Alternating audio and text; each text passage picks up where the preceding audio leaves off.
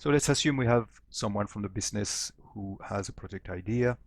Sometimes they've done all the hard work for us and they've done their own investigation. They already have a cost and they just hand us the paperwork.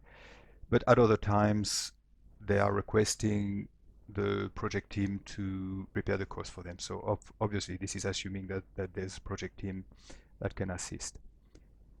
Regardless of who's doing the cost, it's usually done on a very high level. So before we get started, I just wanted to highlight a couple of ways that the cost can be calculated.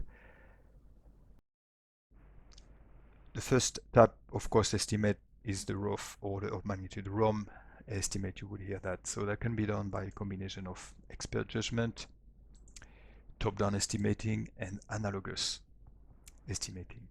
So the ROM estimate is perfect for an initiation. It's something that is very high level, but still gives them an idea if they can afford it or not.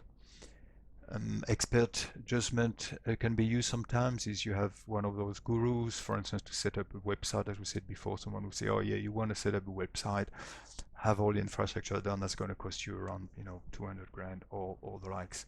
So that's something that is sometime used.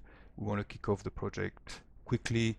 We free up the $200,000 and then we get started.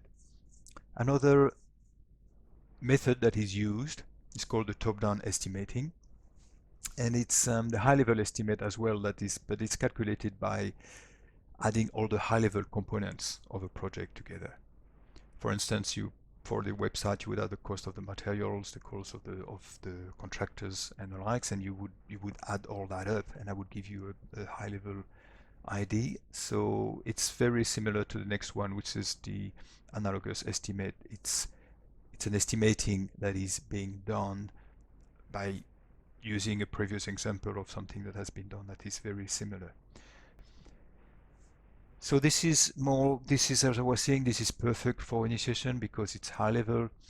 At this stage, yes, the business is sometimes expecting a plus minus and 3-point estimating that we'll be seeing in the next slide. The second type of estimate is called the detailed estimate. There's only one way to have a detailed estimate. It's just to do a bottom up. But when we go into planning, we'll see how this is actually used. We can sometimes also call this definitive, which is a bit scary in initiation to have a definitive budget. When we know all the smaller components and we add them all up, we are usually pretty close to the final estimate. So this is more suited for the planning phase, yes.